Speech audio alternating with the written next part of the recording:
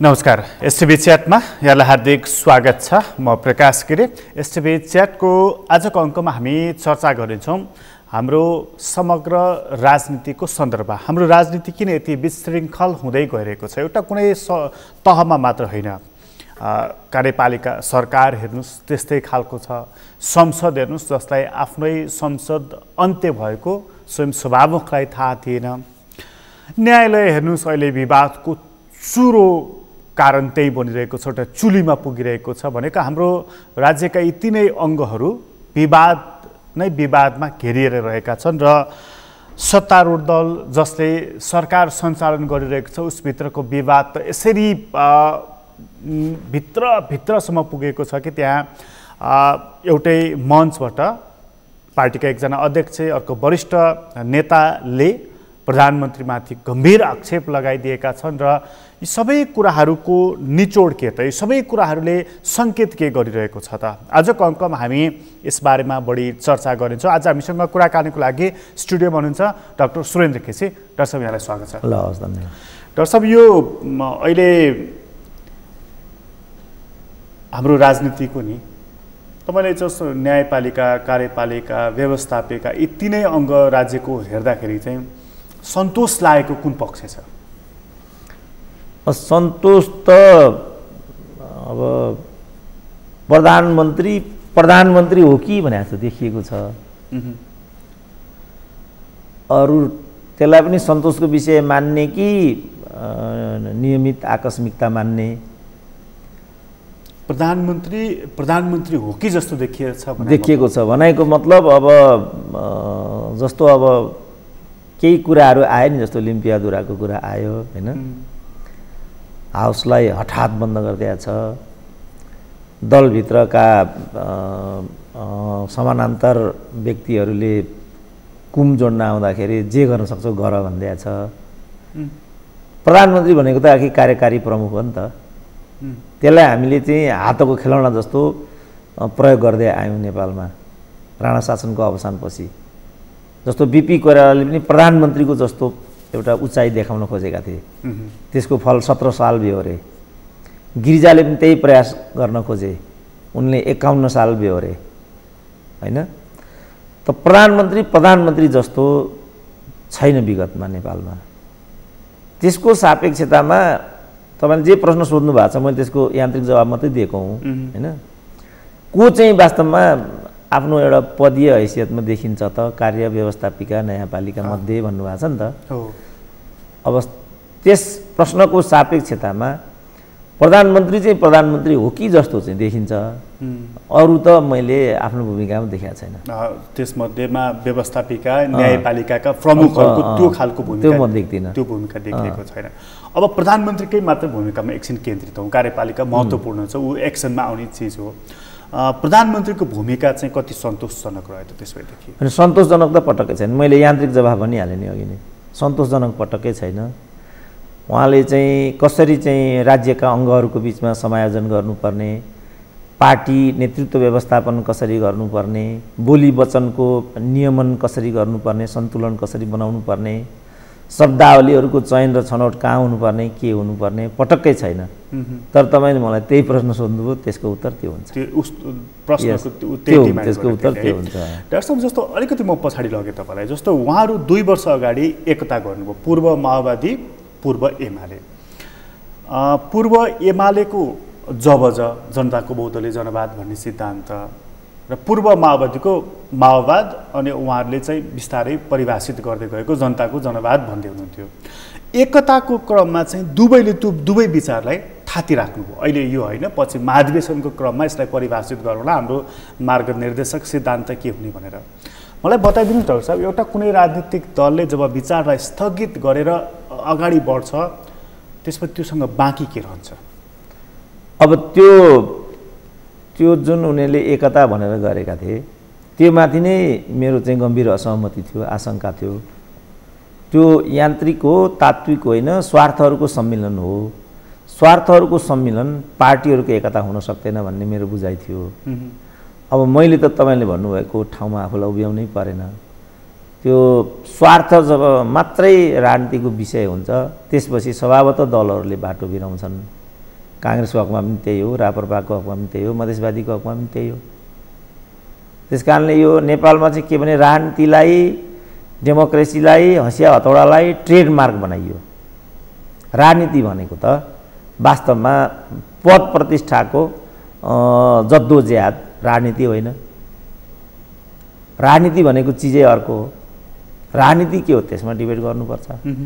जब राजनीतिलाई राजनीतिक रूपमा प्रयोग नगरी व्यवसायको रूपमा प्रयोग गरिन्छ भने सबै व्यवसायीहरूले कसरी बढीभन्दा बढी अर्थोपार्जन गर्ने यो सोचबाट काम गरेका हुन्छन्। भनेपछि नेकपाको हकमा चाहिँ सैद्धान्तिक डिबेट गरि नै राख्नु परेन? त्यो पर्दैन सैद्धान्तिक डिबेट गर्नु। यो सिद्धान्तको प्रश्न नै होइन। तपाईँ सुन्नुभयो बालुवाटारमा जति बैठक भयो, एक दिन पनि विचार सिद्धान्तको कुरा सुन्नुभयो? मलाई इमान्दार भनिदिनु त, सुन्नुभयो? Have you heard this?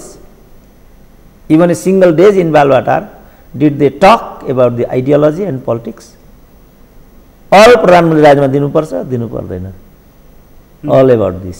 अनि यो त विचार सिद्धान्त राजनीति होइन। विचार सिद्धान्तको कुरा भने यो स्वार्थको कुरा अनि खोइ त त्यहाँ त 7वटा एजेन्डाहरू थिए। 7वटा एजेन्डामा प्रधानमन्त्री राजीनामाको कुरा थिँदै थिएन।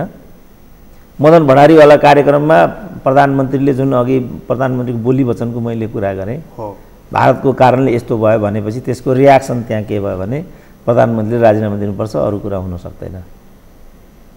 अब यहाँ यसमा विज्ञानले के भन्थ्यो, सिद्धान्तले के भन्थ्यो, प्रणालीले के भन्थ्यो, उहाँहरूले विधिको कुरा गर्नुभएको छैन। यहाँ विधि आयो त, यहाँ के छ त, विधि के छ त? जो पार्टी एकता जो तपाईँले भन्नुभएको छ त्यो गर्दाखेरि यो बारेमा के उल्लेखन छ, पार्टीको अन्तरिम विधान होला, त्यहाँ के उल्लेखन छ त? ती कुराको आधारमा गर्नुपर्नेमा राजीनामा देऊ, राजीनामा देऊ के भने त्यस्तो? त्यो राजीनामा माग्नु न्यायोचित थिएन? होइन, न्यायोचित अन्यायोचित भनेपछि त फेरि तेरो मेरोमा गयो। त्यसको एउटा तार्किक पक्ष चाहियो, किन राजीनामा दिनुपर्ने भन्ने। उहाँले चाहिँ त्यो 7वटा बुँदा जुन राख्नु भएको थियो जस्तो छलफलको मुद्दा, त्यसमा सरकारको काम कारबाहीको बारेमा निर्मम समीक्षा गर्ने त्यो एउटा बुँदा छ नि त? हो, समीक्षा गर्नु पर्यो। अब पार्टीको समीक्षा गरौँ न पो भन्नु पर्यो त। तपाईँले यो गर्नुभयो त, जस्तो के मै सिकाइदिन्छु नि त उहाँहरूलाई।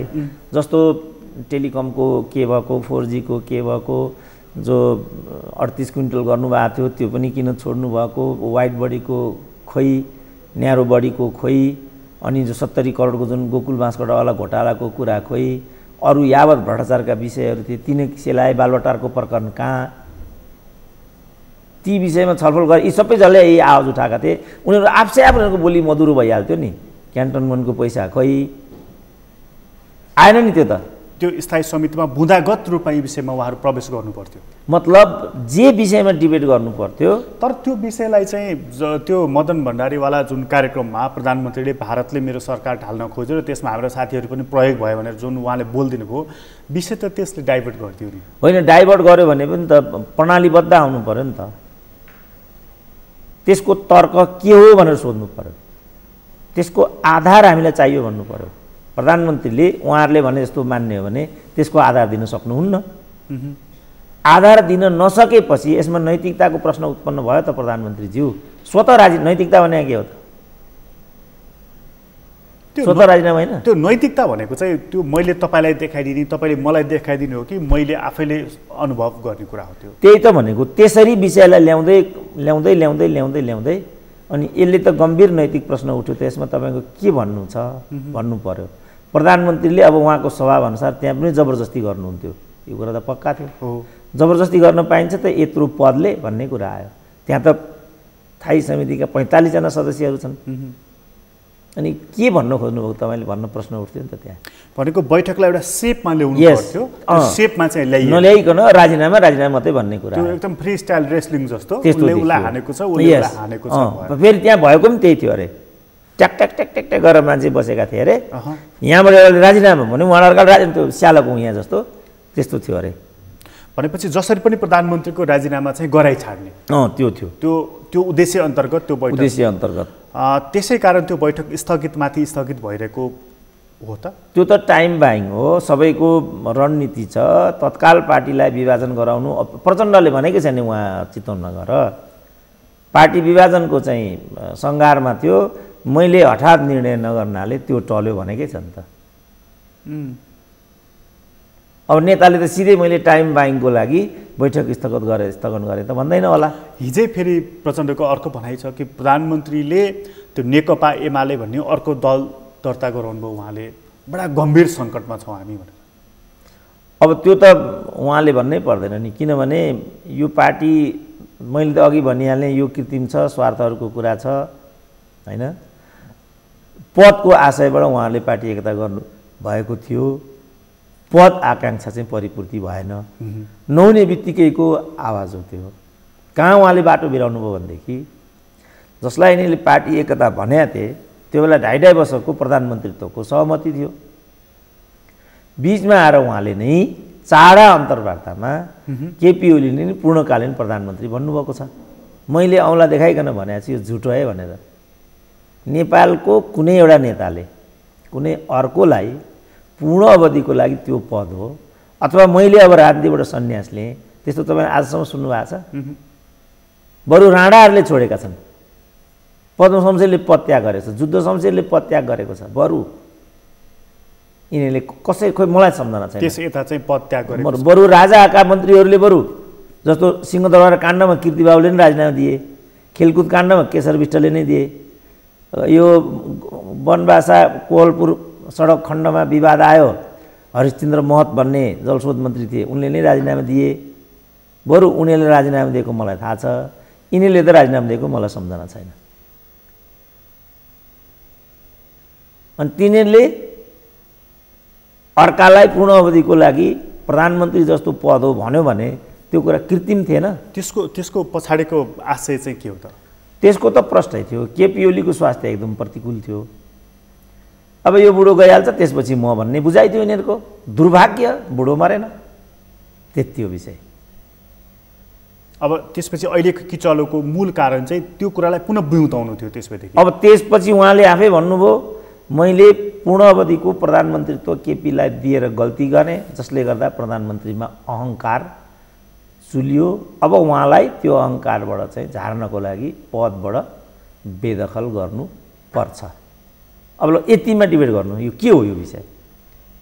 अब यसलाई यही मैले भनेकोलाई केपी ओलीको दलाली भन्ने रूपमा बुझेका छन् मान्छेले।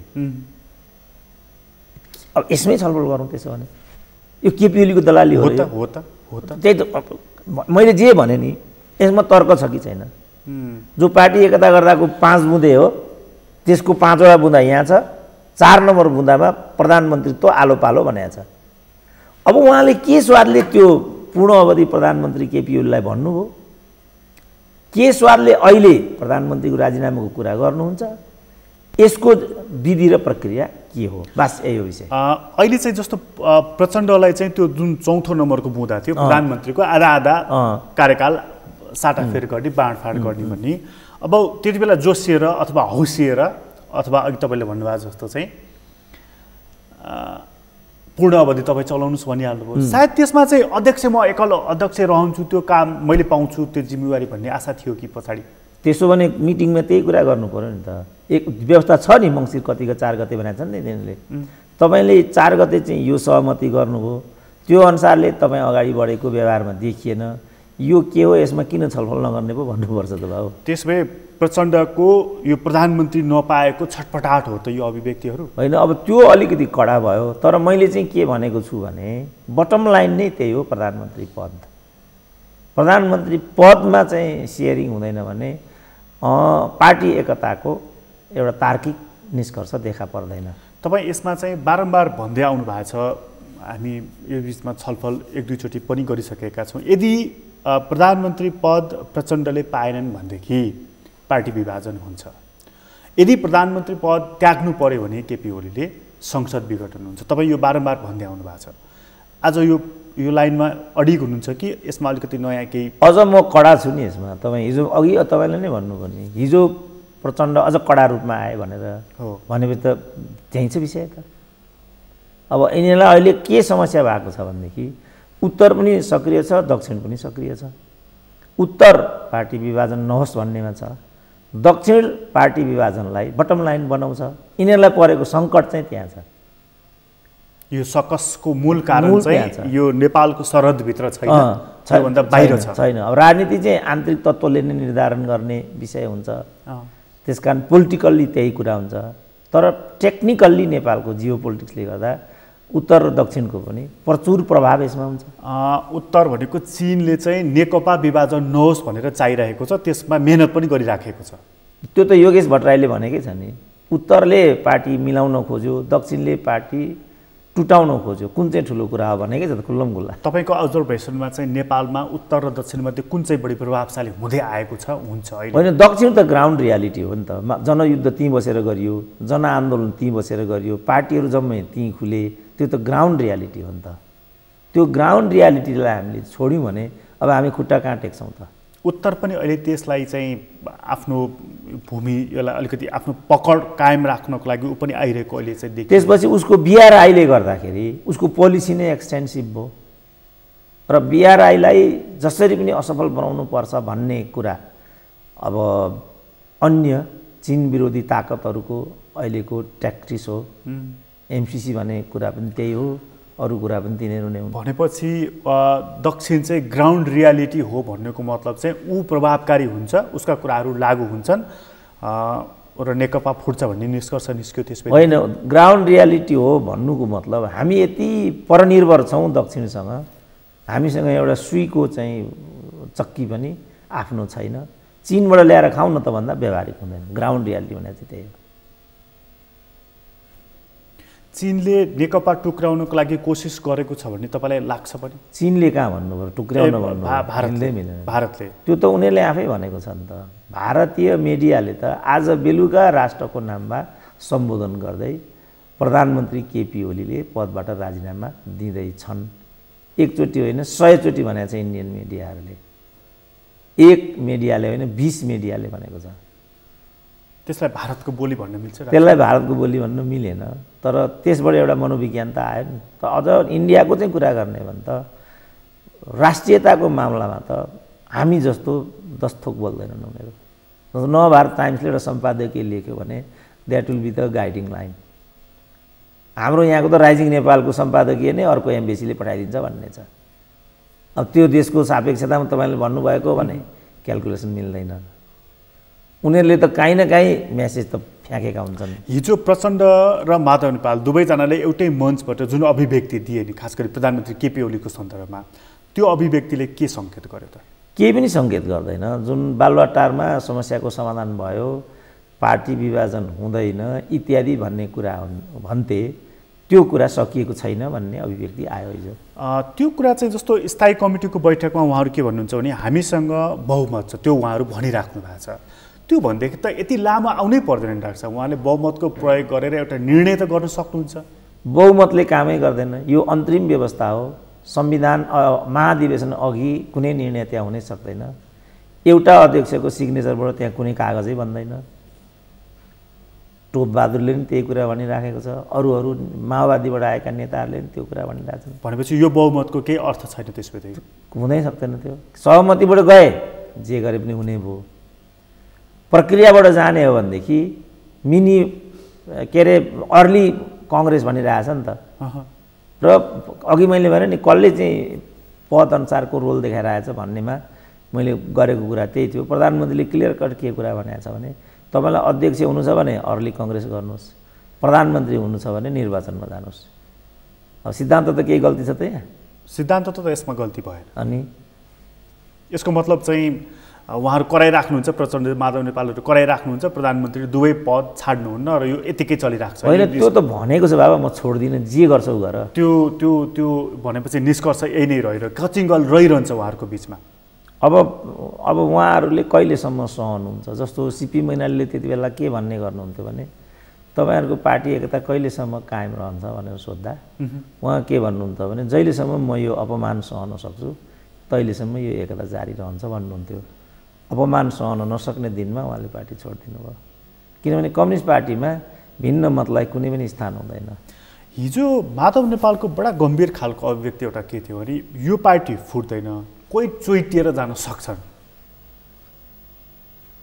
अब यो गम्भीर हो तपाईँको विचारमा यो भनाइ? को जान्छ त चोइटिएर? उहाँलाई पनि त्यस्तो भन्छ अर्को पक्षले, गम्भीर हुन्छ त फेरि। अर्को पक्ष पनि पार्टी फुट्दैन, प्रधानमन्त्री दुवै पदमा रहनुहुन्छ, अर्को पक्ष पनि त्यही भन्छ। कोही जान चाहन्छ भने जान सक्ने भयो। यो त कम्युनिस्ट पार्टीभित्रको चाहिँ नित्यको परम्परा हो। यो चोइटेर जाने, छुट्टिएर जाने कोही देख्दै हुनुहुन्छ त त्यहाँ तपाईँ? होइन, त्यस्तो हुँदैन। यो त प्यारलल भयो भने प्यारलल डिभिजन नै हुन्छ, किनभने पूर्ण बहुमत छ प्रचण्ड र माधव नेपालसँग। विभाजन हुने दिशातर्फ जाँदाखेरि माधव नेपाल पनि त्यही दिशामा जानुहुन्छ र? होइन, त्यस्तो हुँदैन, त्यो नौबतै आउँदैन। विभाजनकै स्थिति बन्न आँट्यो भने त्यसको 10 मिनट अगाडि नै हाउस विघटन हुन्छ। विघटनको अधिकार कहाँ छ र संविधानमा अहिले प्रधानमन्त्रीलाई? ज्यानमारालाई उन्मुक्ति दिने व्यवस्था कुन चाहिँ कानुनमा छ नेपालमा? पायो तपाईँ देखिरहनु भएको छ। एसिड छर्न पाइन्छ, सेक्स अपिल मानेन भन्दैमा बच्चीको पाइँदैन, हानिराखेका छन्। तपाईँले के कारवाही हुन्छ भन्नु ठान्नु भएको छ तिनीहरूलाई? अब एउटा मान्छेलाई बाई गरेर ल हान्दे भनेर छ, अर्कोले गरेर चाहिँ यो त रक्सी होला भन्दै हान्दे भन्छ। जुन देशमा यस्तो किसिमको समाज व्यवस्था छ त्यहाँ कुनै नियम कानुन र संविधानको धाराले काम गर्छ तपाईँको विचारमा? गरेछ अहिलेसम्म? यो व्यवस्था त नैतिकतामा चल्ने व्यवस्था हो। गिरिजाबाबुले टनकपुर गरेर आए, गरेकै होइन भनिदिए, केही भयो त? मध्यावधि ठोकिदिए। गर्नुहुन्छ त हाउस विघटन? अझ मनमोहनले त 9 महिनामा गरिदिए। जहाँ यस्ता खालका नेता हुन्छन् र यस्ता कार्यकर्ता हुन्छन्, मिडिया सुतेको हुन्छ, पार्टिसन हुन्छ, बौद्धिकहरू पार्टीका दलाल भाट हुन्छन्, त्यहाँ के कुरा हुन्छ के कुरा हुँदैन भन्ने विषय हुनसक्छ प्रकाश बाबु। भनेपछि यो विधिले चलेको छैन, प्रक्रियाले चलेको छैन, यो सडकमा चलिरहेको छ। कहाँ छ त तपाईँ? अहिले भन्नुहोस् न, अहिले चाहिँ तपाईँको राजदूतको नियुक्तिमा भन्नुहोस् समानुपातिक आधारमा गरिने भनेको छ, भएको छ त कहिले? संवैधानिक निकाय को परिपूर्ति गर्नुपर्ने कहिले भन्ने थियो, भएको छ त अहिलेसम्म? अनेक जाति क्षेत्र इत्यादिका नाममा संस्थाहरू गठन भएका छन्। गाडीभन्दा प्रतिमा उनीहरूले खर्चै गरेको छैन। अब तपाईँ रकमान्तरको मैले आज मात्रै सुनिराखेको थिएँ, रकमान्तर गरेर चाहिँ तपाईँको चान्चुन 69 अरब यिनीहरूले चाहिँ यस्तै कुरामा खर्च गरिसकेको रहेछ। कुनै लेखा परीक्षणले, तपाईँ एउटा इन्ट्रेस्टिङ भन्छु, हाम्रो यो जम्मै हेर्ने भनेको लेखा परीक्षण, महालेखा परीक्षक होइन। म अस्ति स्तब्ध भने, एउटा रावल भन्ने गाविसको अध्यक्ष रहेछ कतै, तिनले चाहिँ बजेट भाषण बापत भनेर 2 लाख लिएको रहेछ। जसरी अर्थमन्त्रीले यहाँ बजेट भाषण बापत 5 लाख लिन्छ भन्ने छ, त्यही लिन्छ भन्ने सुनेको भरमा, लिन्छ कि लिँदैन थाहा छैन, सुनेको भरमा उसले पनि 2 लाख बजाइदियो। अब महालेखाले बेरुजु चाहिँ दर्ज गरायो, जसलाई त्यो पैसा लियो भनिएको छ त्यो मान्छेको अन्तर्वार्ता मैले लाइभ सुने, लाइभ। ऊ के भन्छ, त्यस दिन म बिरामी थिएँ, त्यो बजेट मैले पढेको पनि होइन र मैले त्यो पैसा खाएको पनि छैन। तपाईँ कसलाई के भन्नुहुन्छ? ए, जसले 2 लाख रुपियाँ खायो भनिएको छ उसले बजेट भाषण गरे पनि होइन। त्यस दिन म बिरामी थिएँ, मैले त्यो पैसा खाएको पनि छैन। गम्भीर बेइमानीको स्थिति यहाँ उत्पन्न भयो कि भएन? योभन्दा ठुलो बेइमानी अरू के हुन्छ? छक्क पऱ्यो, मलाई यति घिन लागेको थियो त्यो मान्छेसँग। चान्सले मैले त्यो अन्तर्वार्ता सुनेछु। फेरि यहाँ त भाइरल बनाएको फलानाले भन्यो भन्ने कुरालाई उद्धरणमा लियो भने फसिन्छ, तर मैले लाइभ सुने थियो। त्यसपछि चकित पर्नु, म स्तब्ध भएँ र म अब मानमान्य मुद्दा हाल्छु भन्दैछु उसले, त्यो मान्छेले। भनेपछि महालेखा पनि गयो। अघि तपाईँले सबै अङ्गको कुरा गर्नु भने यो सर्वोच्च अदालत भन्ने, यो न्यायपालिका भन्ने त्यही न्यायपालिका हो जसको प्रधान न्यायाधीश चाहिँ कार्यकारीको प्रमुख पनि भयो। मिल्छ त यस्तो? कि भएको होइन त? यो संविधान त कहीँ पनि व्यवस्था छैन, तर भयो। संविधान त छोडिदिउँ, तर के भने यो नियन्त्रण र सन्तुलनको शक्ति सिद्धान्तको दृष्टिकोणले हामीले जुन मोडल अपनाएका छौँ, वेस्टमिनिस्टरियल मोडल, यहाँ कार्यपालिकाको र व्यवस्थापिकाको न्यायपालिकाको प्रमुख एउटै व्यक्ति त हुनै सक्दैन नि। भयो त? भयो। अनि यहाँ अघि तपाईँले भनेको नियम त मिल्छ भन्ने कुराले काम गर्छ र? डाक्टर साहब, यो जुन हामीले अघि कुराको सुरुवात जहाँबाट गऱ्यौँ नि, फेरि एकचोटि मलाई त्यहीँ जानु मन लाग्यो। जस्तो चाहिँ कार्यपालिका, न्यायपालिका, व्यवस्थापिका यी तीनै चलेको तरिका हेर्दाखेरि तपाईँले एउटा चित्रण गरिहाल्नुभयो कि न विधिले चलेका छन्, न नियमले चलेका छन्, न प्रक्रियाले चलेका छन्, न लोकलाजको नै ख्याल गरिएको छ।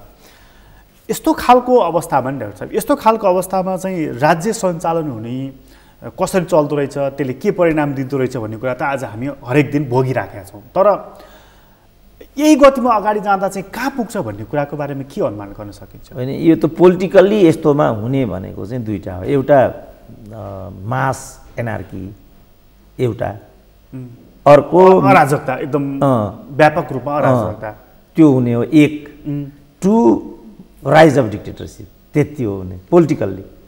अब यहाँ त पोलिटिक्स पनि प्रिभेल गर्दैन, के हुन्छ भन्नै सकिँदैन। किनभने अघि नियन्त्रणको तपाईँले कुरा गर्नुभएको छ नि। अब यस्तोमा अलिकति चाहिँ पर एउटा पोजिसन लिएर बस्ने मिलिट्री हो। अब मिलिट्रीकै पोजिसन त्यो छैन हाम्रो देशमा। तपाईँ चेपाङको काण्ड देखिहाल्नुभयो तपाईँले, कति दुखान्त कुरा छ त। जब एउटा चेपाङ बस्ती हटाउनको लागि सैनिक शक्ति आकर्षित हुनुपर्ने मिल्ने कुरा हो त्यो। अब अहिले सेनाले चाहिँ त्यहाँ कमिटी गठन गरेको छ, बर्खा मास छ, जीवदण्डको ग्यारेन्टी गर्नुपर्ने राज्यले हेर्नु त सुतेका छन्। हेर्नु त अब चेपाङ भनेको त साह्रै माइनोरिटी हाम्रो देशको। आगो लागेको छ बस्तीमा। के भन्नु छ तपाईँ? तपाईँको साँझमा चाहिँ बास बसेको चरालाई पनि नउडाउनु भन्छन् होइन? थुक्क के भन्नु छ तपाईँ? अब र यो देशमा समाजवाद आउँदैछ भनेर हामीले फेरि पत्याउनु परेको छ होइन? खानु न खुँदो। मैले त लामो समयदेखि भने यो नगर्नु, पार्टिसन राम्रो हुँदैन, हरेक कुरामा मिडियामा पार्टिसन नगरौँ, जुडिसियललाई पार्टिसन नगरौँ। मैले युनिभर्सिटीमा 30 वर्ष लडेँ। भनेपछि यो यस्तो खालको अवस्थामा दुईवटा स्थितिको परिकल्पना गर्न सकिन्छ। एउटा आम रूपमा अराजकता जान्छ। त्यो के हुन्छ के भन्न सकिन्छ त्यसमा? त भिडले के गर्छ देख्नु भने चाउचेस्कीलाई कसरी मारे त उनीहरूले, कुट्टी खेदी मारे नि त। अब भिडले के गर्छ डाक्टर साहब, अलिकति केही उदाहरण? भिडले त आगजनी गर्छ नेतृत्वलाई। आम अराजकताले चाहिँ तपाईँको चाहिँ शासन व्यवस्था पल्टाइदिन्छ? शासन व्यवस्था पल्टाउने त सामान्य कुरा हो। मुलुकको भूखण्डता के हुन्छ भन्ने कुरा आयो नि त। अराजकताले ल्याउने त त्यो भयो नि त। शासन व्यवस्था मात्र जस्तो सोभियत रुसमा के भयो भन्नु त, त्यत्रो 15 गणराज्य मिलेर बनेको विशाल सोभियत सङ्घ, त्यत्रो रेड आर्मी थियो, मास अपराइजिङ भयो। त्यो रेड आर्मीले के गर्न सक्यो त? त्यहाँ त्यत्रो शक्तिशाली जसले एउटा बटन दबायो भने संसार तोबा हुन्छ, के गर्न सक्यो त? त्यहाँ सकेन। त्यस्तो हुन्छ अराजकतामा चाहिँ, आम अराजकता। अनि हामी कहाँ डाक्टर साहब जस्तो विकल्प तपाईँले जुन भन्नुभयो भने कहिलेकाहीँ के हुन्छ भन्दाखेरि एउटा चाहिँ त्यस्तो खालको कतिपयले प्रतीकात्मक रूपमा अर्को जङ्गबहादुर भन्छन् होइन? त्यस्तो काहीँ केही सिम्टम्स केही देखिन्छ छैन? अर्को जङ्गबहादुर भनेको म हुँ नेपालमा। म त्यस्तो हुन सक्छु त? को अर्को मान्छे चाहिँ यहाँ भन्नु त मलाई देखाइदिनु त। कतिपयले सेनातर्फ यसो औँला तेर्साउँछ। अघि मैले भनिहालेँ नि, सेना नेपालको प्रोफेसनल हो, पोलिटिकल सेना होइन हाम्रो। हाम्रो सेना त थाइल्यान्डको जस्तो, पाकिस्तानको जस्तो पोलिटिकल एम्बिसन भएको सेना होइन नि त। सेनाको नेचरले पो गर्छ त। अहिलेसम्म त्यस्तो देखिएको छैन, उसको नेचरै त्यस्तो छैन। तर हामी कहाँ एउटा अर्को कुरा नि, जस्तो योबाट अलिकति अगाडि आउनुपर्छ, जस्तो चाहिँ 4 महिना पूर्ण रूपमा तपाईँ हामी सबै लकडाउनमा बस्यौँ होइन, घरमै बस्यौँ आदि इत्यादि, र यसको अन्त्य भयो। त्यसपछिको अवस्था कस्तो भयो भन्नुहुन्छ भने, मतलब फ्रस्ट्रेसनको एउटा रूप देखाउन खोजेको मैले। जस्तो वीरगन्जमा यो 4 दिनमा 4 दिनमा 2 जना मानिसको मृत्यु भयो कोरोनाको कारणले, अहिलेको पनि पुष्टि भएको छ सङ्क्रमण।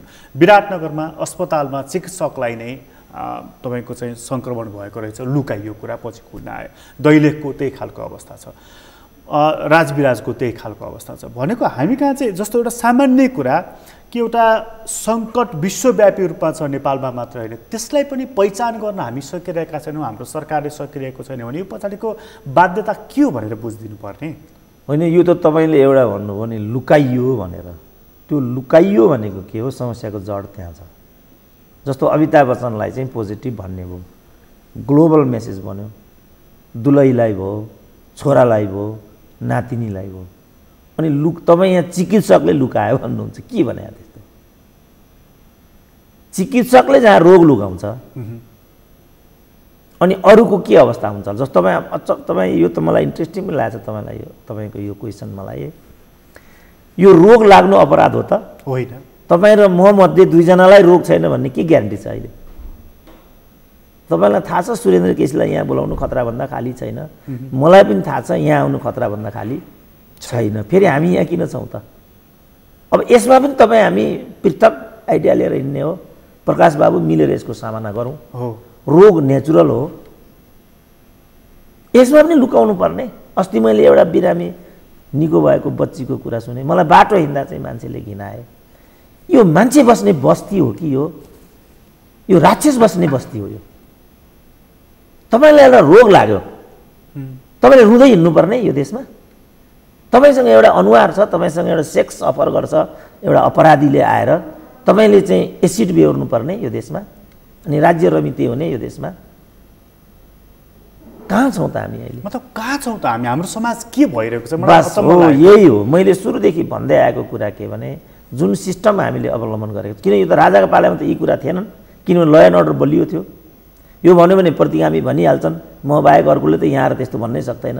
तर ल एन्ड अर्डर त चाहियो र नागरिक बलियो हुने होइन, राज्य बलियो हुनुपर्छ। पहिला बलियो राज्यले मात्रै बलिया नागरिकको व्यवस्थापन गर्न सक्छ।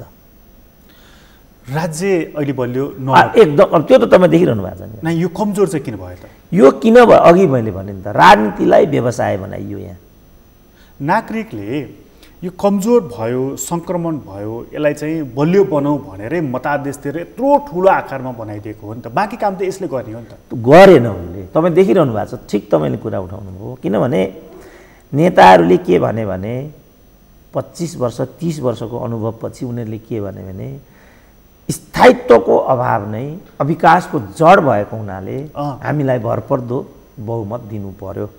यिनै उन भोट हाल्ने हामीले दियौँ। त्यसपछि मैले प्रतिक्रिया के दिएको थिएँ सुरुमा, यहाँबाट विकास पनि हुँदैन, स्थायित्व पनि आउँदैन। किनभने समस्या गणितमा छैन, समस्या संस्कारमा छ, आचरणमा छ, व्यवहारमा छ। त्यो भनेको अहिले हाम्रा जो यी 3 नेताले देखाइराखेका छन् नेकपाभित्र, ठ्याक्कै त्यहाँ हो समस्या। उनीहरूलाई प्रधानमन्त्री हुनु छ, मन्त्री हुनु छ, छोरीलाई बुहारीलाई स्वास्नीलाई राष्ट्रपति बनाउनु छ। लोकतन्त्रमा पनि यो आधारमा मान्छेलाई माथि पुर्याउने हो त? त्यसो भने किन लोकतन्त्र चाहियो त हामीलाई? राजा छँदै थियो, राजाकी स्वास्नी छँदै थिए, छोरी बुहारीहरू छँदै थिए। किन लोकतन्त्र चाहियो त हामीलाई? किन शहीद हुनु पर्यो? गरिबका छोराछोरी चाहिँ मर्नुपर्ने रोल्पामा, यिनका छोराछोरीले लन्डनमा बसेर पिएचडी गर्नुपर्ने, अनि आएर उनीहरू नै परराष्ट्र मन्त्री हुने हो भने शहीदले किन ज्यान फाल्छ त भोलि? के का लागि हामीले जीवन बलिदान गरेको? हिजो के का लागि मोहनचन्द्र अधिकारी 16 वर्ष जेल बसेका? त्यहाँ के का लागि बसेका? खड्गमान सिंहले 2 मनको चाहिँ वेट बोकेर 20 वर्ष जेल बस्नु पर्यो राणाहरूको विरुद्धमा। For what? यिनका छोरी बुहारीलाई राष्ट्रपति बनाउन? त्यही हो त हो। यहाँ जहाँ हामीले बाटो बिरायौँ त्यसपछि हामी यो भोग्दैछौँ। यो नगर मिडियामा यस्तो नगर भने मैले प्रायोजित अन्तर्वार्ता मात्रै बज्नुपर्ने, 3 महिनामा एउटा सम्पादक फेरिनुपर्ने, सम्पादकले चाहिँ मालिकको बार्गेनिङलाई वैधता दिनको लागि समाचार लेख्नुपर्ने, नदियो भने भोलि नै अन्नपूर्णमा निकालिदिनु पर्ने। अनि मिडियाले पनि ठिक रोल गर्यो त हो। त्यसपछि आज हामी यो दिन बेहोर्दैछौँ। अब यो दिन त अहिले हामी बेहोरिरहेका छौँ, भोगिरहेका छौँ। यतिमै सीमित रहन्छ कि योभन्दा पनि दूर दिन हामीले देख्नुपर्ने? अब यो त आउन बाँकी नै छ नि त। यसको त यी सबै कुरा त हाम्रा यात्राहरू मात्रै हुन्। यो अहिलेको क्रियाकलाप पनि डाक्टर साहब, जस्तो अघि हामीले 3वटै निकायको कुराकानी गऱ्यौँ, यी सबै कुराले पब्लिकलाई काहीँ त सन्तोष दिनु पऱ्यो नि त होइन? कार्यपालिकाले राम्रो गरेन, सरकारले, न्यायपालिकाले न्याय त दिइराखेको छ नि, फैसला मात्र सुनाउँदैन, न्याय दिन्छ भन्ने त हुनु पऱ्यो होइन? सांसद छन्, जनप्रतिनिधिहरूको थलो, त्यसले त गरिराखेको छ भन्ने हुनु पऱ्यो। जब तिनै निकायले न्याय नदिएको अथवा राम्रो गरेको अथवा आशा देखाउन नसकेको भएपछि त मान्छेलाई त फ्रस्ट्रेसन हुन्छ, दिगदारी लाग्छ। त्यो दिगदारीले कहाँ पुर्याउँछ? अघि तपाईँले भनिहाल्नुभयो, आम अराजकतामा पुर्याउँछ। अब त्यसैको पृष्ठभूमि तयार हुँदै गरेको हो यो। त्यतातिर गयो नि त विषय त। किनभने कि अनन्तकालसम्म हामीले यो थिचोमिचो सहन गर्नु पर्यो कि हामीले चाहिँ यसको विरुद्धमा आवाज दिनु पर्यो? तपाईँ थिचोमिचो सही रहनुहुन्छ, तपाईँ सही रहनुहोस्। मैले हिजो सोसियल मिडियामा एउटा देखेँ, भारतको सन्दर्भमा एकजना मान्छेले के भनिरहेको थियो भनेदेखि, म त के भन्छु भने भारतभरिका सबै मन्दिरहरू तोड्नुपर्छ, कोही पनि मन्दिर जानुको अर्थ छैन, बरु स्कुल खोल्नुपर्छ, कलेज खोल्नुपर्छ। उसले त्यो भने उसको फ्रस्ट्रेसन कहाँ हो भने आज चाहिँ त्यो त्यो त्यो यहाँ अहिले कोरोनाको सन्दर्भमा नै मिल्छ। कोरोनामा हामी छौँ, सम्पूर्ण मन्दिरका ढोकाहरू बन्द छन्। हाम्रो ठुलो लगानी धर्म कर्ममा छ, शिक्षा स्वास्थ्यमा सानो लगानी छ। बजेटको नियमअनुसार जे शिक्षामा खर्च छुट्याउनु पर्ने हो, जे स्वास्थ्यमा खर्च छुट्याउनु पर्ने हो, त्यो खर्च छुट्टिँदैन। वीर अस्पतालको तपाईँ अवस्था देखिरहनु भएको छ। अब अहिले निजीले जब हामीलाई ती स्वास्थ्य प्रतिष्ठानहरूको सख्त आवश्यकता थियो, ती सबै ढोकाहरू बन्द छन्। ती यति निर्मम छन्, ग्रान्डी अस्पतालको एउटा नर्स बिरामी भइन्, तिनलाई समेत त्यहाँ भर्ना दिइएन, पाटन अस्पताल लानु पर्यो। तर हाम्रो पुरा स्वास्थ्य नीति चाहिँ सरकारीलाई होइन निजीमा केन्द्रित रह्यो। त हामी यो विधिबाट शासन गर्ने अभ्यासबाट आयौँ। एक दिन नीतिगत छलफल भएन यहाँ। एकजना किन राइटमेन्ट आयो, पिपिई भनेको के हो मलाई थाहा छैन भन्ने यो देशको स्वास्थ्य मन्त्री छ। किन राइटमेन्ट राइट प्लेस नै छैन? 8 क्लास पढेको लगेर परराष्ट्र मन्त्री बनाइदिन्छन्, मेन पावरको दलाललाई लगेर राजदूत बनाइदिन्छन्, अनि तल हामी परिणाम आएन भन्छौँ। तपाईँले कागती रोक्नु भएको छ, तपाईँलाई गुलियो खान मन पर्दैनमा त्यो सुन्तोला हुन्छ। अहिले तपाईँलाई डाक्टरको सपोर्ट चाहिएको छ, अस्पतालहरू चाहिएका छन्, तपाईँले सेवा पाउनु हो। तर यो सबै भनेको डेमोक्रेसी भनेको के त डाक्टर साहब? यस्तै हो त। डेमोक्रेसी भनेको चाहिँ जीवन प्रणाली हो, जीवन दर्शन पोलिटिकलको भाषामा भनिन्छ। जीवन दर्शन भनेको how you are enjoying your life. त्यसले राइटमेन राइट प्लेसको वकालत गर्दैन? त्यसको त 5वटा सिद्धान्त त मैले कतिचोटि उल्लेख मेरिटको कुरा गर्दैन। त्यो 5वटा सिद्धान्तमा त्यो पर्यो, accountability, right man right place, reward and punishment. जस्तो यहाँ अहिले चाहिँ स्वास्थ्य विभागका केही साथीहरूले एउटा प्रयास गरे, के भयो त 5जनालाई लगाउनु त? स्वास्थ्य विभागको डाइरेक्टर के भयो, स्वास्थ्य मन्त्रालयको प्रवक्ताको के भयो, जनस्वास्थ्य सेवक डाक्टर शेरबहादुर पुन भन्ने थिए तिनको के भयो, इभन स्वास्थ्य सचिवलाई पनि यिनीहरूले हटाए। र मैले एक ठाउँ भनेको पनि थिएँ, त्यो चाहिँ रङ भयो डाक्टर साहब भनेर साथीहरूले मलाई भने। त्यो जो प्रवक्ता थिए मलाई एकदम राम्रो लाग्थ्यो, उनको बोली पनि राम्रो लाग्थ्यो, सम्पूर्ण कुरा मैले एकदम अहिलेसम्म देखेकोमा एकदमै राम्रो मान्छे मलाई ती लाग्थ्यो। तिनलाई पनि हटाएर जो मान्छे लिएर आए उनको बोली मलाई एकदम कुडा कर्कटपूर्ण लाग्यो, सुन्नै मलाई बोर लाग्यो। डाक्टर चाहिँ राम्रो अरे तिनी मैले सुनेको, जुन अघि पनि हामीले कुरा गऱ्यौँ। तर उनको प्रस्तुति मलाई चित्तबुद्धो लागेन, किनभने पब्लिकको छेउमा गएर जस्तो तपाईँ यहीँ बोल्ने, यहीँ सिटमा बसेर बोल्ने मान्छे पनि पुराका पुरा भगभके भयो भने तपाईँ ल्याउन सक्नुहुन्न नि। मजा आउँदैन, कुरा कसरी गर्ने? कुरा गर्न मिल्दैन, कुरा गर्न मिल्दैन। त मिनिमम कुरा पनि हामीले परिपालन गरेनौँ, त्यसपछि आजको दिन हामी भोग्दैछौँ। त्यसो भने यसलाई डेमोक्रेसी के भनिराख्ने? लोकतन्त्र यो होइन। डेमोक्रेसी नेपाल जुन मैले भने यो 3टा कुरा नहुने बित्तिकै त्यो डेमोक्रेसी हुँदैन। एउटा एउटा एउटा डाक्टर साहबहरू त अब अध्ययन पनि इतिहासकै गर्नुभयो, पढाउनु पर्ने भयो, त्यत्रो चाहिँ झन्डै 3 दशक 4 दशकसम्म पढाउनु पर्ने भयो, अनुभव पनि लामो भयो। यो पञ्चायत कालमा चाहिँ एउटा सुनिन्थ्यो, अब मैले त रेको भाषामा भन्नु पऱ्यो, म त त्यो उसको पढिनँ, त्यति बेला मेरो अनुभव रहेन, सुनेको मात्रै। नेपालमा बहुदल फाप्दैन भन्ने राजा महेन्द्रको न्यारेटिभ हो कि कसको हो यो? हो, मैले मोहन विक्रम सिंहको हिजो एउटा रिमार्क देखिराखेको थिएँ, राजा महेन्द्र चाहिँ राष्ट्रवादी पनि थिएनन् भनिरहेछ। मैले पनि हेरेँ त्यो अघि। अब पृथ्वीनारायण शाह र राजा महेन्द्र माइनस यो देशमा म केही पनि देख्दिनँ। अब केलाई राष्ट्रियता भन्ने, केलाई कम्युनिजम भन्ने, मैले विचार गर्दा त उहाँ पनि एब्सोल्युटली कम्युनिस्ट होइन मैले देख्दाखेरि पनि। मोहन विक्रम मैले पनि कम्युनिजममै पिएचडी गरेको हुँ, तर म उहाँलाई एब्सोल्युटली कम्युनिस्ट देख्दिनँ। अरूलाई पनि किन नेपाल कम्युनिस्ट आन्दोलनमा कम्युनिस्ट मान्दिनँ। अब सच्चाइको खोजी गर्नु पर्यो आम मान्छेले। तपाईँले अध्ययन अनुसन्धानको कुरा गर्नुभएको छ, मेरो कन्क्लुजन के हो, उहाँले भनेको कन्क्लुजन के हो? त्यो तपाईँले अब मोहन विक्रम सिंहलाई पनि सच्चा कम्युनिस्ट देख्नु भयो भने बर्मन बुढालाई त कम्युनिस्ट देख्नुभयो होला नि, जो अस्तिको दिनमा। अब उहाँसँग मेरो सङ्गत भएन, तर उहाँ पनि कम्युनिस्ट किन नहुनु पर्ने भनेदेखि त्यही फोरम प्रयोग गरेर हाउसभित्र पुग्नुभयो, त्यस्तोलाई कम्युनिस्ट भनिँदैन क्लासिकल्ली।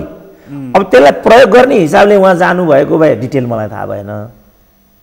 कहिलेकाहीँ जस्तो हाम्रा पालामा नेकपा माले भन्ने थियो, उसले चाहिँ जनपक्षीय उम्मेदवार भनेर हाउसभित्र छिरायो, त्यहाँ गएर उनीहरूले जनताका आवाजहरू उठाए। राष्ट्रिय पञ्चायत जनताका आवाज उठाए, जनपक्षीय उम्मेदवार भन्थे, हरिबोल भट्टराईहरू यहाँ उठ्नुभयो, जनपक्षीय आवाज भन्थे, ती आवाजहरू उठाइन्थ्यो। त्यो फोरमको रूपमा प्रयोग गरेको भएदेखि त्यहाँ बेमानी केही पनि छैन। राष्ट्रिय पञ्चायतलाई समेत उपयोग गर्ने नीति अन्तर्गत कांग्रेसले पनि कम्युनिस्टले उठायो, पार्टीले त्यहाँ पठायो। आज त्यही कांग्रेस त्यही कम्युनिस्ट हो नि त यिनीहरू। तिनीहरू हुन्। आज त त्यसरी उपयोगको नीति लिइराख्नु पर्दैन, कार्यान्वयनमा जाँदाखेरि हुन्छ। अब फेरि त्यसमा गऱ्यो भने त फेरि किन्तु परन्तु हुन्छ त्यहाँ, किनभने उनीहरूले त आफ्नो पार्टीको नाम कम्युनिस्टै भनेको छ। कम्युनिस्टै पार्टीको नाम राखेपछि कम्युनिस्टिक एप्रोचबाट अहिलेका नीति कार्यक्रममा उनीहरूले अगाडि बढाउनु पर्यो। त्यसरी हेर्दा उनीहरूमा कम्युनिस्ट नभए पनि कम्युनिस्ट टेन्डेन्सी देखिनु पर्यो। जस्तो भारतमा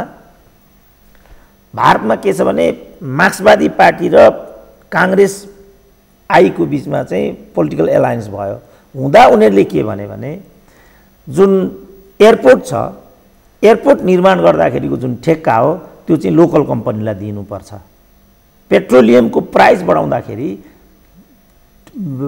तल किरासिनबाट होइन, माथि पेट्रोलबाट थाल्नुपर्छ। अब यहाँ नेपालमा हेर्नुहोस् त, पेट्रोल किरासिन डिजेलको मूल्य एउटै छ। यस्तो हुन्छ कहिले?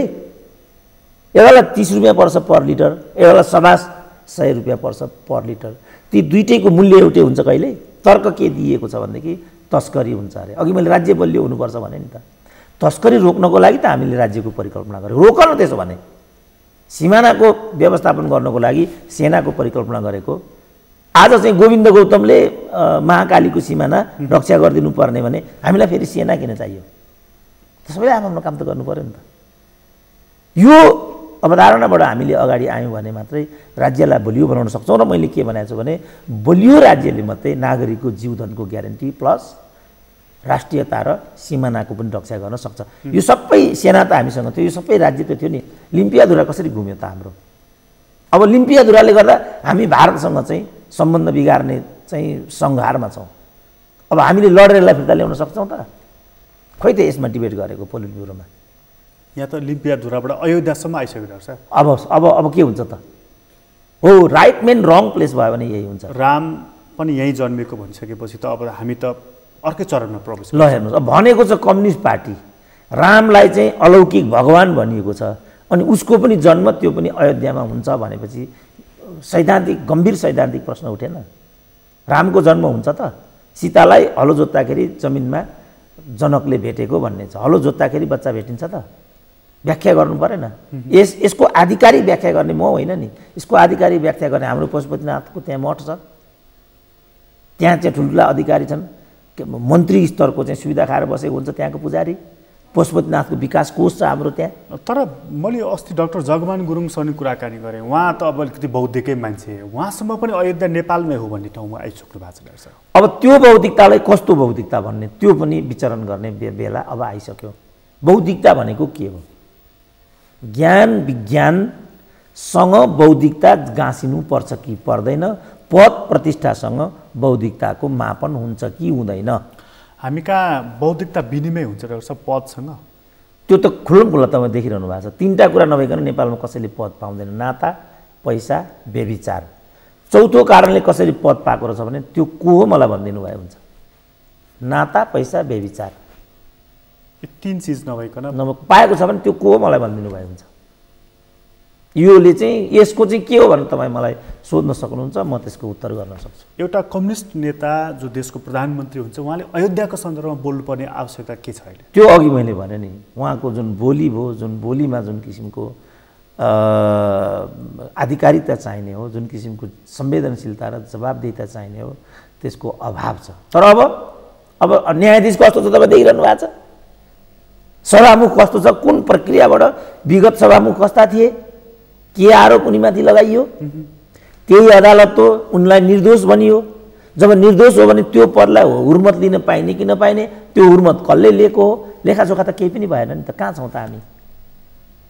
के हो त? कृष्णबहादुर महरामाथिको आरोप पुष्टि भएन, निर्दोष भए। यहाँनिर भनेपछि यो राज्यका यी अङ्गहरूमा रहेका मानिसहरू जो जसरी पुगे, त्यहाँ पुगिसकेपछि पनि न्याय गर्न सकेनन् भन्ने चाहिँ मूल विषय बन्यो। होइन, न्याय गर्न त सम्भावना नि थिएन नि बाबु। तपाईँ न्यायालयकै कुरा गर्नुहोस्। त्यहाँ प्रकाश वस्ती थिए, त्यहाँ भरतराज उप्रेती थिए, त्यहाँ पवन कुमार ओझाहरू थिए, योग्य 101 चाहिँ। अगाडि त न्यायाधीशहरू योग्य हुन्थे नै हुन्थे। त्यसपछि जब उनीहरूलाई चाहिँ स्थायी दिनुपर्ने बेला भयो, त्यहाँ चाहिँ किनबेचका कुराहरू भए, तेरो मेरोको कुरा भयो। बिचरा भरतराज उप्रेतीले त आत्महत्या गर्नुभयो नि। भनेपछि यो 3वटा निकायमा आशा लाग्दो कुरा भएन। त्योभन्दा माथि रहेको सेरेमोनियल छ राष्ट्रपति कार्यालय, त्यसले चाहिँ कतिको आशा जगाउन सकेको छ त? अब त्यो त मैले भनिरहेको छु नि, राइट म्यान राइट प्लेस भएन भने आशा गर्ने अवस्थै रहँदैन। कसैको श्रीमती भएको आधारमा राष्ट्रपति हुने, कसैको श्रीमती भएको आधारमा सभामुख हुने, अनि तल परिणाम आएन भन्नुहुन्छ भने योभन्दा ठुलो ढोङ के हुनसक्छ? राष्ट्रिय व्यक्तित्व राष्ट्रपति हुनुपर्छ बाबु।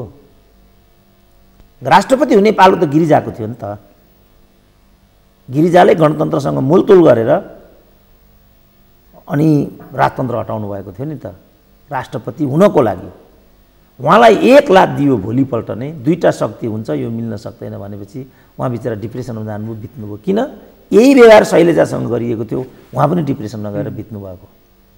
किनभने त्यही व्यवहार उहाँले अर्कोलाई गरेपछि तपाईँले मलाई नराम्रो भन्नुभयो भने तपाईँलाई म कहाँ राम्रो भन्न सक्छु र? म महात्मा गान्धी त होइन अर्को गाला थाप्ने, सबैले अर्को गाला कहाँ थाप्छन्? 20 मिनटमा अन्तर्वार्ता छोडे होइन उपेन्द्र यादवले, त्यहाँबाट सिकेनन्। कमल थापाले पनि त्यही कुरा गरे। मान्छे सहँदो रहेनछ नि त, आफूलाई मन नपरेको प्रश्नै गर्नु नहुने, मलाई मन नपरेको प्रश्नै गर्नु नहुने। तपाईँले मैले फेस गर्नु पऱ्यो तपाईँको प्रश्नलाई, यसको आधिकारिकता के हो, तपाईँले के भन्न खोज्नुभएको भनेपछि तपाईँ आफै गलिहाल्नुहुन्छ नि। भनेपछि हामीले त कस्तो गरेछौँ भने सबै संस्थालाई विवादित बनाइदिएछौँ। सबै संस्थालाई चाहिँ अघि तपाईँ जुन पार्टिसन नगर्नु पर्ने थियो गरियो। यस त्यो जुन टुक्रा टुक्रामा जुन विभाजित भयो नि त, त्यसले त विवादित भयो। विवादित संस्थाले एउटा भनौँ न विश्वास आर्जन गर्न नसक्ने भयो। विश्वास आर्जन गर्न नसकेको संस्थाहरू सानो आक्रोशबाट पनि ढल्छन् नि डाक्टर साहब।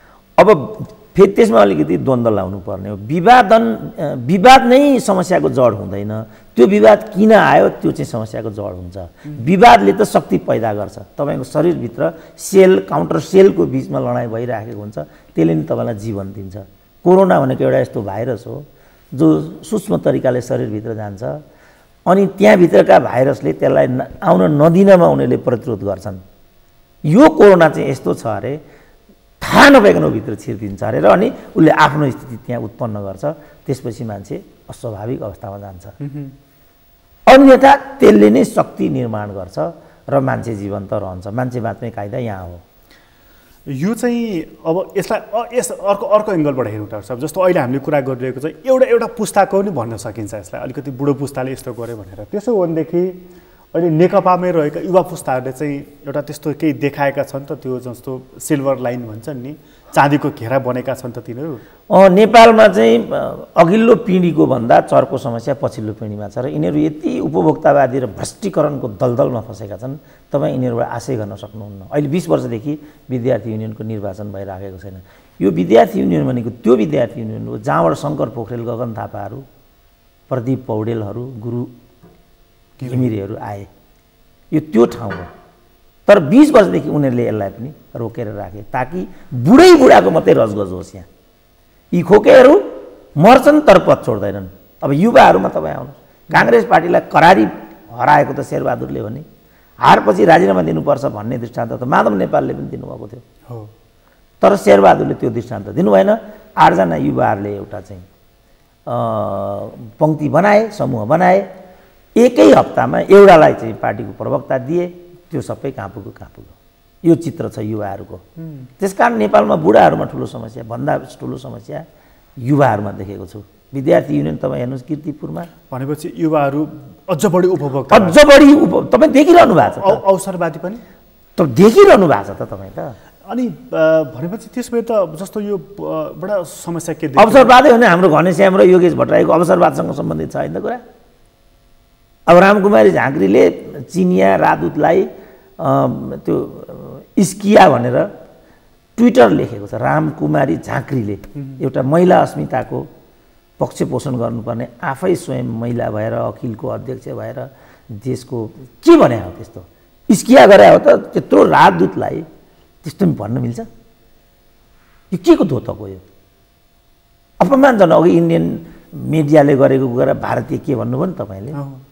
एउटा देशको राजदूतलाई अर्को देशको प्रधानमन्त्रीसँग जोडेर इस्किया भनेर माखोल उडाउनु पाइन्छ? मिल्छ त्यस्तो? अरूले त गरे, मिडियाले यहाँकाले पनि गरे, यहाँका लठुवाहरूले पनि नरेन्द्र मोदीलाई त्यही रूपमा प्रस्तुत गरे। सरिता गिरीको त्यसरी नै हुर्मत लिए गरिराखेको छ। तर उहाँ त ल मेकर हो, उहाँले त्यो गर्न पाउनुहुन्न। म काहीँ चिप्लिनु पाउनु, अझ म पनि पाउँदिनँ, किन म प्रोफेसर हुँ युनिभर्सिटीको। मैले गैर जिम्मेवारी बोल्न पाउँदिनँ, पदको गरिमा छ, मेरो जवाफदेहिता छ मसँग, जे पनि बोल्न पाउँछु मैले। एउटा आम मान्छेले बोल्ला त्यो म नाइ भन्दिनँ, म जताभावी बोल्न पाउँदिनँ, मैले अनुशासन उल्लङ्घन गर्नु हुँदैन। अब त्यो भन्यो भने प्रधानमन्त्रीको दलाल भनिदिन्छन्।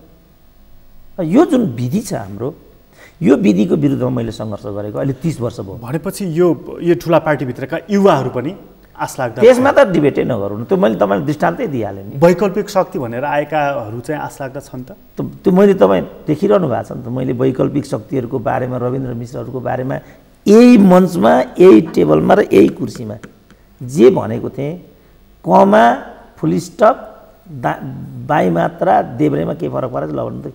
के भयो त अहिले रविन्द्र मिश्र के भयो ल भन्नु त? किन भयो त त्यस्तो? यो त्यही बेला देख्ने कुरा हो, यो नदेख्नु नै रविन्द्र मिश्रको त्रुटि हो। डाक्टर साहब, अब कुनै कुराले पनि एउटा आशाको सङ्केत देखाएन त। हामीले आज सबै पक्षको, सबै नेताको, पङ्क्तिको, वर्गको, वैकल्पिक शक्तिको सम्मको पनि कुरा गरेँ, कुनैले पनि आशा देखाएन नि त। अब त्यसपछि अब एउटै उपाय के छ भने यी भित्र जसलाई हामीले केही पनि होइन भनेका छौँ, यी भित्रबाट जे कुरा एफर्मेटिभ हो त्यसलाई लिएर हामीले एउटा आशाको दियो जगाउनुपर्छ। जातिको, भाषाको, धर्मको, क्षेत्रको, दलहरूको बिचमा, किनभने प्रवृत्ति तपाईँ भन्नु न, तपाईँ मलाई एउटा मात्रै कारण दिनुहोस्, धनराज गुरुङलाई उम्मेदवारी किन नदिएको, एउटा मात्रै कारण बताइदिनु तपाईँलाई। जातको भएन कि, शिष्टाचारको भएन कि, त्यागको भएन कि, बौद्धिकताको भएन कि, के चाहिँ भएन भन्नु त मलाई? हेर्नु त, छानी छानी राम्रा प्रतिभालाई त्यहाँ निषेध गरिएको छ, छानी छानी। त्यसपछि हामी घनश्याम भुषालहरू, योगेश भट्टराईहरूमा आशा लगाएर बसेका थियौँ। उहाँहरूले मन्त्री पदको लागि त्यत्रो आसक्ति गरिदिनु भयो। अब अहिले तपाईँ भन्नु कमसेकम ल ठिक छ, घनश्याम भुषाल त्यहाँ जानुभयो, कमसेकम उखु कृषकको मूल्य त भुक्तानी गरिदिनुपर्छ कि, मल त ल्याइदिनु पर्थ्यो, मल त ल्याइदिनु पर्छ कि। त्यति मात्रै होइन, यो अवधिमा जो लकडाउनको 120 दिनको अवधि हो, यो अवधिमा भारतबाट मात्रै 5 अरबको तरकारी आयो यहाँ। त्यही अवधिमा हाम्रो चाहिँ घनश्याम भुषालकै जिल्लाको, नवलपरासी जिल्लाको तरकारीजन्य उत्पादन गुल्मी जाँदाखेरि कोरोना लाग्छ भनेर पुलिसले चाहिँ खाडलमा गाडिदियो। के हेरेर बस्नु भएको थियो घनश्याम भुषाल? नीतिको कुरा गरेको छैन नि मैले। नीतिमा त उहाँले करोडौँ रुपियाँ चाहिँ कन्सल्टेन्सीमा मात्रै गयो भन्ने कुराको सोसियल मिडियामा म देखिरहेको थिएँ। म त्यता जान्न, त्यसको वास्तविकता के हो मलाई थाहा पनि छैन, कसरी खर्च भयो, के खर्च भयो।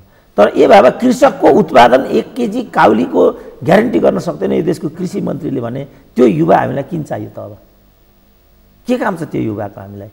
नेबानी तपाईँको आँखा अगाडि बर्बाद भएर देखिरहनु भएको छ। त्यसो भने योगेश भट्टराई त्यहाँ गएर के फरक पर्यो त? कि जानुको औचित्य सिद्ध गर्नु पर्यो कि हात उठाउनु पर्यो नि त? अन्त कुन चाहिँ युवाबाट हामीले आशा गर्ने त? अब आएर उहाँलाई हात उठाउने बेला भयो। भनिहालेँ त, नेबानी त अब किन त्यहाँको जे जति नेबानीको स्रोत छ त्यो यतितिर हिमालयन एयरलाइन्सतिर चाहिँ डाइभर्ट गराइएको छ भन्ने आरोप छ, गम्भीर आरोप। अनेकौँ चाहिँ सम्पदाहरू निजीकरण, यो सगरमाथा बेस क्याम्पमा गएर साहुहरूको रेस्टुरेन्ट खोल्न थालिएको, सारा आलोचनाहरू त्यहाँ छन्। अनि त्यो युवाले यति आरोप र अप्टी खेपेर मन्त्री पद चलाउन पाइन्छ? डाक्टर साहब, जस्तो चाहिँ भविष्य हेर्ने भनेको त युवामै हो नि त, होइन? भविष्यको कर्णधार भन्छ नि त भर्खरका बालबच्चाहरूलाई, युवाहरूलाई। र त्यो कस्तो छ भन्ने कुराको आधारमा राज्य कतातर्फ जाँदैछ, हामी कति चाहिँ समुन्नतितर्फ जान्छौँ भन्ने आकलन गरिन्छ। अब युवा बुढा पुस्ता त भयो, युवा पुस्ता झन् खत्तम भयो भनेपछि त हाम्रो देशको भविष्य के भयो त? त्यो त नहुने बेलामा नातिबाट मरेर आउँछ भन्छन् नि, भनेकै छ नि त, होइन? अब स्पिरिटले गर्ने हो, कमिटमेन्टले गर्ने हो, उमेरले गर्ने कुरा होइन। उमेर एउटा फ्याक्टर मात्रै हो। जस्तो म 65 वर्ष भएँ होइन त, तपाईँ युवामा हुने के कुरा छैन मसँग तपाईँ नै भनिदिनु सक्नुहुन्छ। उमेरले गर्दैन यो कुरा। गिरिजाबाबु बिचरा कति वर्ष थिए होला? मेरो विचारमा 70 वर्ष थिए होला। रत्न पार्कमा पुलिसको लाठी खाइरहेका थिए। 77 जति थिए। अब के गर्नु त तपाईँ? त्यति बेला ती युवाहरू कहाँ थिए होला? बरु प्रश्न उठाउन सकिन्छ। हाम्रो आँखा अगाडि चाहिँ पुलिसको डन्डीले रक्ताम्य भएर ढलेको हो कि अन्त गिरिजाबाबु? उमेरले खोइ त, उमेर एउटा फ्याक्टर हो। जस्तो उकाली ओह्राली हिँड्नको लागि, लगातार खट्नको लागि। जस्तो मैले चाहिँ अब यो कोरोनामा मेरो बायोग्राफीको एउटा किताब लेखेँ, 600 पृष्ठ मैले लेखिसकेँ यो 122 दिनमा। त्यो लेख्दाखेरि र 30 वर्षको उमेरमा लेख्दाखेरिको अनुभवमा मैले केही पनि भिन्नता पाइनँ। के फरक पर्दो रहेछ त? म एउटै आसनमा बसेर 9 घन्टासम्म लेख्न सक्छु, कन्टिन्यू एउटै आसनमा। खोइ त ढाड दुखेको समस्या पनि आएन मलाई। उमेर होइन रहेछ, मेरो आफ्नो अनुभव हो, जीवनको अनुभव हो। तर उमेर पनि एउटा, जस्तो देङ सियाओपिङ भन्नु न, देङ सियाओपिङले पनि 70 क्रस गरिसकेपछि 4 मोडर्नाइजेसनको पोलिसी ल्याएको थियो चीनमा। आज त्यो चीन भएको छ भने because of देङ सियाओपिङ।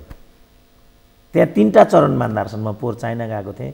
First democracy ल्याइदिए sun यात्सेनले, second विदेशीहरूलाई भगाए माओ सेतुङले, थर्ड आधुनिकीकरण गरे देङ सियाओपिङले। उमेर भनेको यसरी क्रमबद्ध जोड्ने कुरा हो प्रकाश बाबु।